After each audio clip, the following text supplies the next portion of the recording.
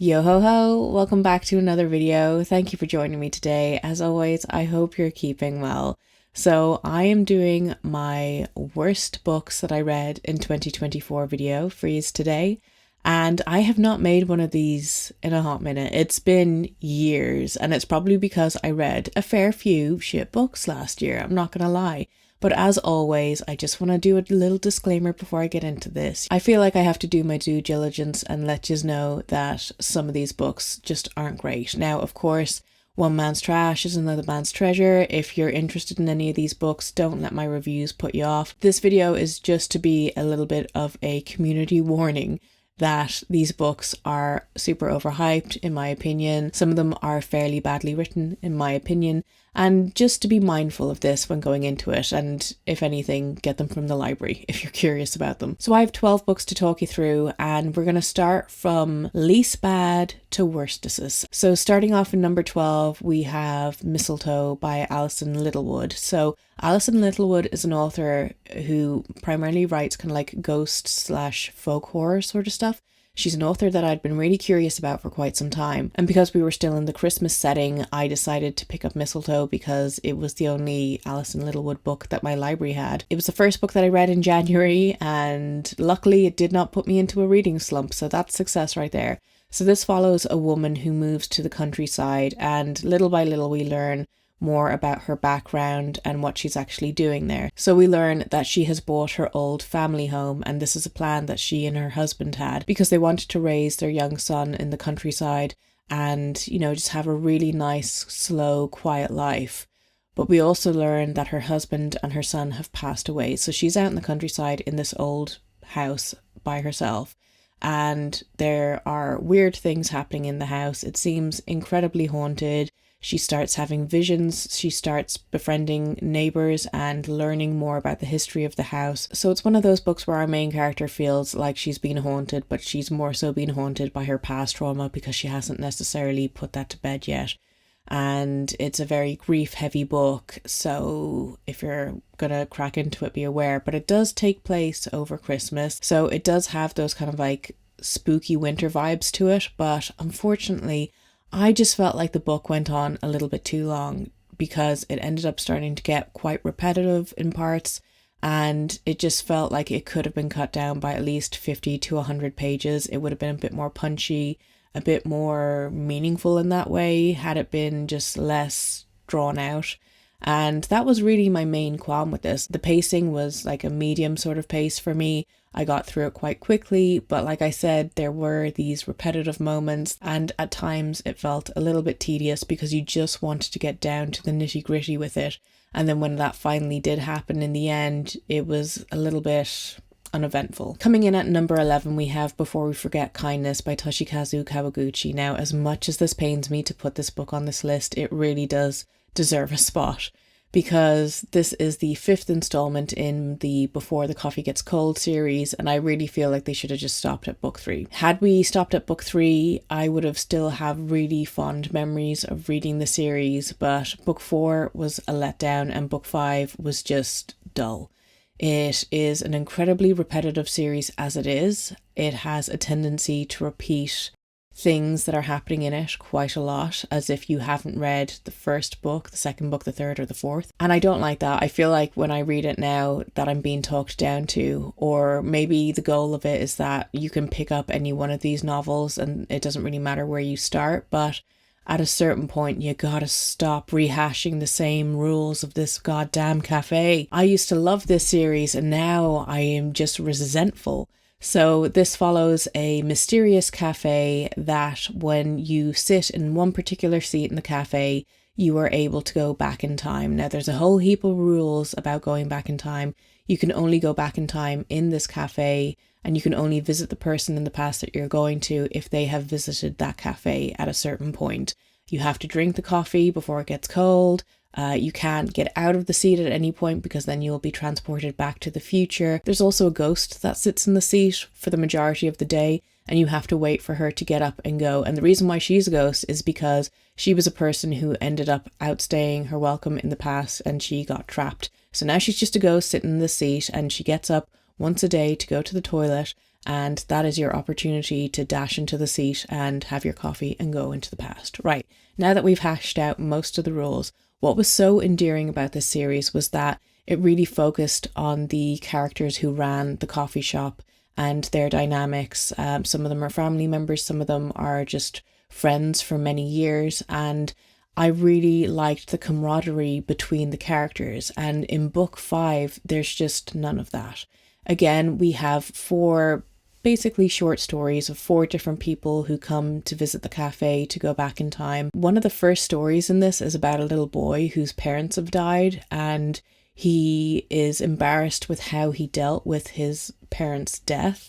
So he decides to go back and try to kind of cope with it better.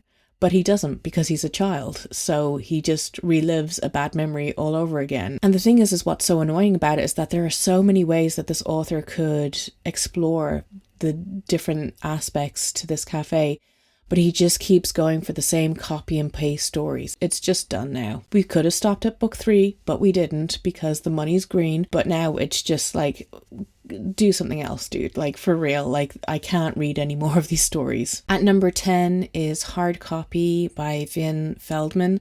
So this book had so much potential. The plot synopsis is fascinating, and that's what drew me to pick it up. This was a new release for 2024, and when it came out, I made it a point to track it down in a bookshop because I wanted to read it that bad. I didn't even have the patience to wait for my library to get it in, which in hindsight I should have done, because I ended up just kind of wasting a tenner on this book and not really enjoying it. I will put a good part of the blame on how this book was marketed, because it was very heavily marketed to people like me, the weird girls who like weird books, and it just was not weird enough for me. So this follows a young woman who's in a corporate job, and she is very much a loner type, a misfit, and she spends the majority of her workday in her small little cubby office, and she has developed feelings for her printer. And her coworkers who go past her office every day start to notice that she seems to be talking to herself quite a lot, but she's not talking to herself, she's talking to her printer. I liked how this love was depicted.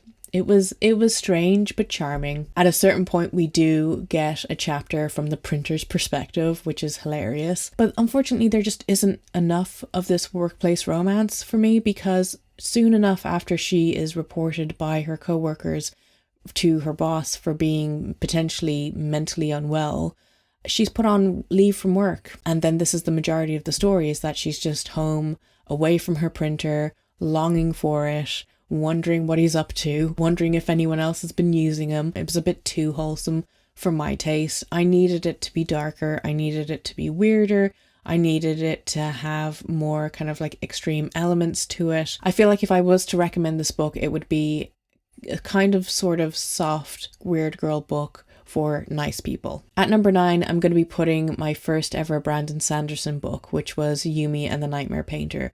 This book was overhyped. It was boring. I just felt like I went into it with so much misinformation about what it was going to be. And the afterword of this book is something that should have really been its introduction, because had I read that first, I would have put this book down immediately. Basically, Brandon Sanderson wanted to write about 2 characters that don't really have anything necessarily special about them. They have mundane jobs, but it's still basically set in the Cosmere universe. It's about 2 people who are basically, if you look at it, they're civil servant workers. They basically body swap, and it becomes a story of each one gets trapped in the other person's world. And it has elements of romance in it, which again is not my jam. We have our 2 main characters, Painter, who is a painter and he paints nightmares for a living. And then we have Yumi, who's like a female priestess, druid, guide who will travel around different villages, and she will stack stones in order to bring the spirits forward, and then she will command spirits to help people in the village. I found the writing style to be a bit dry, to be honest. I feel like it was lacking in personality. When it came to the characters, there was just nothing for me to feel invested in. Like, I didn't necessarily care that they were body swapping. I didn't care that they were kind of stuck in each other's worlds and not really knowing how to get out. And then there was moments when I felt like I should have cared more, which were like the kind of potential battle moments that were going to happen, but there was just no risk in this book whatsoever for either of the characters. I don't mind a low risk story, but I needed something to pull me in, you know? It just didn't have anything going for it, in my opinion, and I was just so surprised with how hyped up it was. Now, obviously, Brandon Sanderson's audience is huge, and they're just naturally going to love everything that he puts out. I understand the overall vibe and what Brandon Sanderson was obviously going for with these characters. The characters may not have anything special or unique about them, but it's their ability to overcome. Like, I'm literally losing the will to live talking about it, to be perfectly honest. Then at number 8, I have another book that I feel like was really overhyped for what it was, and that's Rouge by Mona Awad. So many people who adored Bunny didn't like this book, so I feel like my dislike for it is validated in that respect. So Rouge follows a young woman named Belle who comes home after her mother has died under mysterious circumstances, and she tries to backtrack and figure out her mother's last movements, and it turns out her mother was attending this clinic that seems to be for the super elite, and all of her money seemed to go here. Her mother was someone who really lived above her means and really wanted other people to think highly of her. She was very much trying to keep up with the Joneses, and their relationship was very frayed because of this, but also because she just didn't seem like the type of woman who really necessarily should have been a mother in the first place. So as Belle is trying to sort out her mother's estate, or whatever is left of it, and as she's trying to figure out what actually happened to her mum, she keeps noticing that she will see a woman in red from time to time. And she feels that this woman in red may be the key to understanding what happened to her mother. And it is a commentary on the beauty industry, specifically really focusing on the skincare industry. It's a commentary on how this industry takes advantage of women, especially older women, and how we're made to feel that, you know, unless we use 100 of these different products on our face, we're going to end up as old, unloved hags. But what it comes down to, and why I didn't enjoy this novel, is that this is something that I have an issue with Mona Awad's writing style. She has this very fever dream-esque writing style. And unfortunately, these moments really took place when there was a high action, intense scene happening. So these were key moments in the story that you really needed to pay attention to. And I found that I just couldn't decipher or really more so mentally visualize what was happening. I had such a hard time with it, and this is exactly the same reason why I didn't enjoy Bunny all that much. At number 7, I'm going to be placing The Familiar by Leigh Bardugo. This is a book that I got out from the library, thank God, and I took ages to actually crack down and read it, because initially I was excited to read it. And then the more people I saw online read it and review it and say that it just wasn't all that great, the more my motivation just dipped with wanting to read it. But I finally got around to it. I feel like it's another one of those books that, had I not read it at all, my life would be no different than what it is now. This is a historical fiction which has some elements of horror, but really not so much. It's a tale of witchcraft, and it follows a young woman who is a maid in a household that is incredibly poor. She's living in poverty in a house ruled by a woman who just wants wealth and glory and social status. This woman realizes that this maid actually has magical abilities, and she has decided to use that and utilize that in order to move her social status up. It was even very light on the witchcraft elements. It was more so kind of like sleight of hand tricks and kind of visual magic rather than anything witchy, you know. It didn't have that kind of spooky witchy vibe that I hoped it would. The historical fiction element wasn't even really there. There was nothing about the writing that reflected that aspect of the story. And when it came to the Familiar themselves, I was just let down. This book, again, was quite boring. It had a lot of potential, I felt, and I just kept waiting to see if something was going to happen. And I kept reading to see if something was going to happen. And ultimately, not much happened. Then at number 6, this might be a little bit of a controversial one, but I'm placing The September House by Carissa Orlando. I didn't like this book. I have a lot of problems with people who recommended this book, primarily because so many people didn't mention the fact that this is very much a story of domestic violence. And people were really promoting it as a creepy haunted house story, which, yeah, it has a haunted house in it, but the ghosts and the hauntings are really in the background of the story.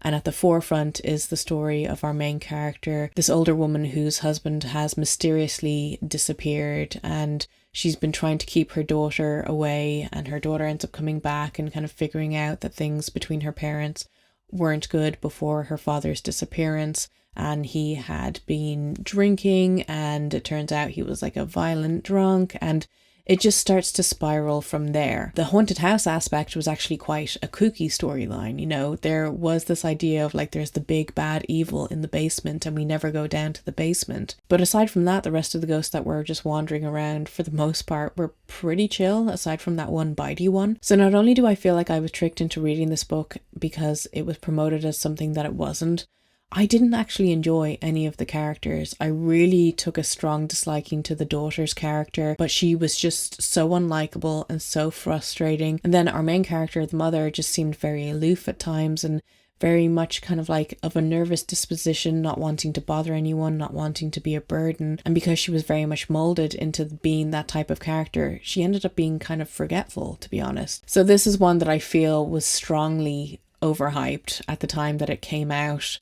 And I feel like it's a book that I tend to side-eye people when they give it such a positive, over-the-top review.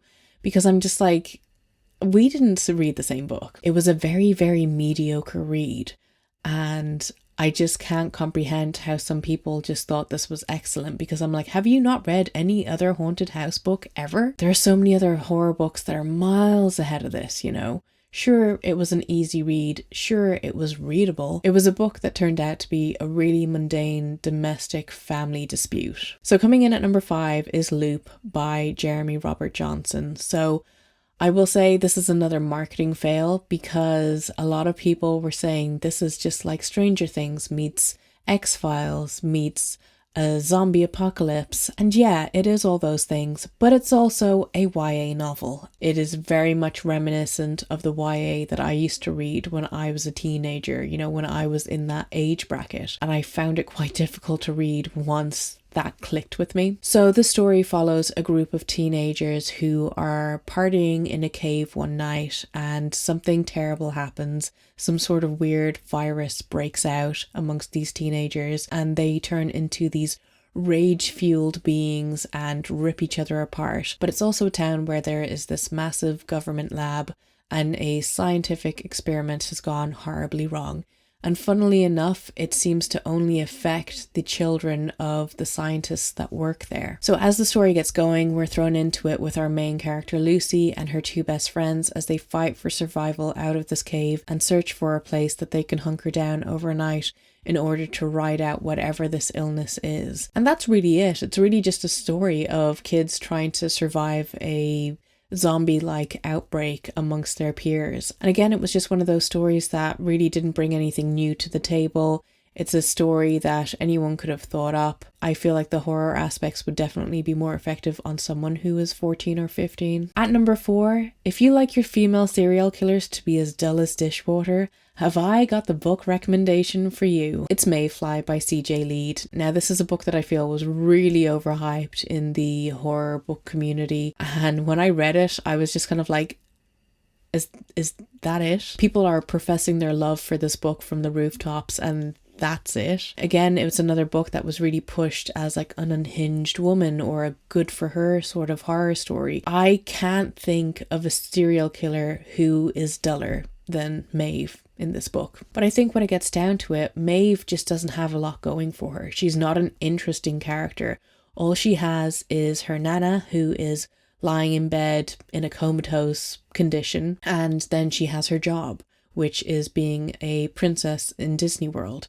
And she has her best friend there, and the 2 of them love the fact that every other female who works there despises them. I understand that trope of older women bashing younger women in the workplace because they're young and because they're jealous. But when it came to these two, I think everyone had the right to dislike them because they were just so irritating and so up their own holes. I'd say one of my biggest complaints about this is the fact that so many people were comparing it to Bret Easton Ellis's American Psycho, and there's even a section in it that mimics the discussion that Patrick Bateman has about music. And it was very obvious, and it was very cringy, and it was very poorly done. It's like, I get that you want to nod your head to something being like, I'm going to reference this, but like, you don't have to be so on the nose about it. Like, for example, I read The Eyes Are the Best Part by Monica Kim last year, and that also references American Psycho, and it does it in a very unique way that makes sense to the character. It makes sense to push the overall narrative of the story forward, and it is also hellish and disgusting and was awesome. When Mayfly did it, it was in a very sort of edgelordy way. Also, the fact is that we go into this knowing that Maeve is an unhinged character, or something is going to happen to her to cause her to become unhinged, and we are very much waiting for her first kill, and the first kill happens off the page. So you are waiting and waiting and waiting, and then when it finally happens, it cuts to the next day. And we don't even delve back into the fact that she killed someone yesterday. We have to wait even more to find out the gory details of what happened with that whole situation. And I hated that. When it comes to horror novels, serial killer novels to be specific, I shouldn't have to use my brain and think up of what if scenarios as what the main character did with one of their victims. And I found that I was having to do that for this, and that just seems lazy. I want the gory details. I want the audible descriptions of the squelching and the blood squirting and all that sort of stuff. I don't want to read about it in retrospect. I want to be there in the moment and live vicariously. That's all I want as a horror fan. And this book was just underwhelming and disappointing, and again, it was incredibly dull. At number 3, probably to no surprise to anyone who's been following my videos for the last couple of months, but it is The Summer I Died by Ryan C. Thomas. This is a book that I read for my extreme horror reading vlog last year, and again, it was a book that I was really disappointed by. Now, this book got on my radar because a lot of people on Horror Book Talk were recommending it and saying that it was one of the most disturbing books that they'd ever read, and I randomly came across it in the secondhand section in chapters, and I felt like it was fate. So when I finally got around to reading it, I was like, oh, I can't be taking these people's recommendations anymore because they do not know what they are talking about. It's another serial killer novel. It follows a guy called Roger who's home from college, and he spends the summer with his best friend Tooth. And if you're wondering, yes, Tooth got the nickname Tooth for the exact reason that you're thinking of. I'm not joking. So the two of them set out into the woods every day to drink beers and shoot guns and just have a lazy but memorable summer. That is until one day they come across a woman who is screaming, who seems to have been tortured, and she's fleeing from something or someone. And that is when the two of them get into the path of a notorious serial killer who ends up taking them hostage. But when it came to the extreme horror elements, they really weren't there, and I wasn't understanding why so many people recommend this as extreme horror. Yeah, it has like taboo moments, and yeah, it has kind of gross moments. Like, the term extreme horror brings up very specific ideas in my brain, and this story just did not deliver on it. I feel like there's only really one scene that you could say is like, oh yeah, this is extreme horror, but even that could have been more extreme than it was, because I was reading the scene and I was very much like, oh, which I shouldn't be when I'm reading an extreme horror novel. I should be dreading what's going to be on the next page. I should be wincing. I should be putting the book down and not being able to eat anything after reading it. You know, that's what I expect from an extreme horror novel. Also, the pacing with this novel wasn't great. It took about 90 pages for the story to actually get rolling, and the 90 pages that led up to that were just boring. It didn't feel like it was setting any sort of solid foundation or groundwork. These characters weren't interesting. At a certain point, I was somewhat cheering their potential demise because I was just so over it. You know, it's bad when you're reading a book and you're thinking of ways that you could have made the scenario that you're reading 10 times better. And again, that's something you don't want your reader to experience, especially in a horror novel. Coming in at number 2 is probably going to be the most controversial book on this list. Controversial because it is so beloved by the horror community. It's the most hyped horror release of 2024, which is We Used to Live Here by Marcus Cleaver. This book was marketed as a mix between a home invasion novel and a haunted house kind of novel. It's a book that really didn't seem to know what it wanted to be by the end. I know the author has since come out and said it's the first book in a series, but to me it seemed like it was a book that wasn't able to be wrapped up properly, and therefore it has the opportunity for a sequel. Will we be any the wiser with the sequel? Probably not. So this story follows a young lesbian couple who have recently moved into this old house as they plan to do it up and flip it for profit. And our main character is Eve, and she's home one evening getting the house sorted, getting the dinner sorted, as her partner is at work. And there's a knock on the door. She opens the door. It's a family in front of her, and the father of the family says, "Hey, I grew up in this house. Would it be cool if I bring my family in and I show my kids where I grew up?" And Eve is very much a people pleaser, so even though she's massively uncomfortable with this, she allows it. And from then, you know, she's just made a big mistake. They very much outstay their welcome. And what ends up happening is their young daughter goes down into the basement and she decides to play hide and seek. You're sitting here with the parents and they're like, yeah, she'll come out whenever she feels like it. It's like, yeah, would you not go down there and drag her out of her hidey hole and just piss off? So in between the chapters, there are these mixed media elements. So there will be excerpts from forums online, or there'll be excerpts from a newspaper, and you're trying to kind of put together that with what you have just read within the chapter, or use that for future reference as to what is going to happen. Despite the book's strong anxiety-inducing premise, it really starts to fall apart once our main character gives in to her paranoia that something isn't right with the family that have come to visit, and she falls into this very distrustful headspace, and that's really when we start to see the arse of this book fall out. Because at that point when that happens, she becomes an unreliable narrator.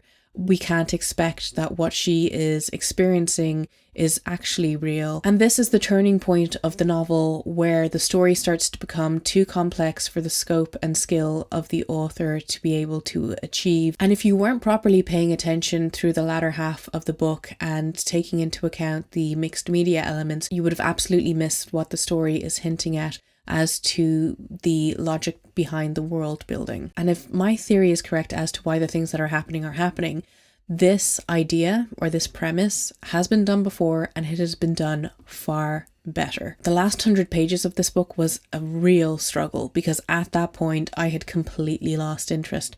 I didn't care about our main character Eve anymore. I didn't care about the actual story or unraveling the truth. But what we ultimately got in the end was a lazy rug pull of an ending that had no respect for the reader, for the amount of work and time that they've already put into the story, and it completely lacked imagination. What I really took issue with was the fact that there was no horror in it, in my opinion. It was a psychological thriller posing as a horror that was marketed as a home invasion / haunted house story that really had none of that. And at a certain point, the mixed media elements just became so irritating to read. I don't want to decipher Morse code. I don't care that much. Recently, I saw people reviewing this book online on Reddit, gushing over it, and one commenter said, "I really enjoyed the Braille in it. It was really well done." I was like, Braille? Braille? It was Morse code. You don't even know what you're praising. I feel like people thought it was much deeper than it actually is. And, you know, maybe I read it incorrectly, but like, I have read House of Leaves. I do have the actual comparison to make, and it's just not there for me. So I won't keep you for much longer, because we are finally at number 1, and the worst book that I read in 2024 was definitely Cows by Matthew Stokoe. So again, I will reference you back to my extreme horror reading vlog that I did last year. This was the first book that I read for it. It was a book that was, again, incredibly hyped up in the horror community, in the transgressive literature community. A lot of people were just saying that this book is like the worst, most disturbing, most messed up book that they'd ever read. Yes, I can agree that there was really disturbing imagery and events that happened within it, but the writing really left something to be desired within this. It's just really, really badly written. Why do we have sentences that you can't even read on one breath? Like, why do they have to be that long? Really, it's a story about a character who is 25 years old. He lives at home with his mother, who is incredibly abusive. They live in absolute squalor and filth in a hoarded out shithole. He is very much focused on having a future and having a wife and a life outside of the life that he knows now with his mother. And he ends up getting his first job at an abattoir where he is killing cows for a living. And, you know, it's work, but it is rough work. He ends up being radicalized by the men who work in this facility with him. And he learns about all the horrible things that they get up to with the cows after hours. And there are incredibly outrageous, over-the-top characters within this, like Gummy. I didn't really pick up on the whole social commentary thing that people will argue about this book. This is definitely not the type of book to read if you're an animal lover, because there is multiple animal deaths within this, including the torture and abuse and death of a dog. I feel like that was probably the hardest part to read, aside from what ultimately ends up happening to Stephen's girlfriend. Could you go into this book reading it as a dark comedy? Absolutely. Would you be entertained in reading it that way? Sure. The girlfriend character was super interesting. I felt like she was kind of similar to May, if you've seen that film. The characters were a bit of a laugh, but overall it was a hard read to read. Not just because of the animal abuse and the violence and the vulgarity and stuff. It was hard to read because the sentences didn't flow. There was a lot of editing that could have been done that would have tightened it up in certain places, that would have made it an overall stronger work. I don't think an extreme horror book is going to absolutely blow me away, and I go into them with low standards to begin with. This was really the bottom of the barrel, and it's the only book that I read in 2024 that I gave 1 star to. So that has been my worst books of 2024. Let me know the worst books that you read over 2024, and maybe we can trauma bond a little bit down in the comments. If you want to keep up with me outside of YouTube, you can always follow me on my Instagram and TikTok. And if you want to help the channel out and you enjoy these types of videos, feel free to like and subscribe if you haven't already done so. I really appreciate those of you who do. And as always, I hope you enjoyed this video, and I will talk to you soon. Goodbye.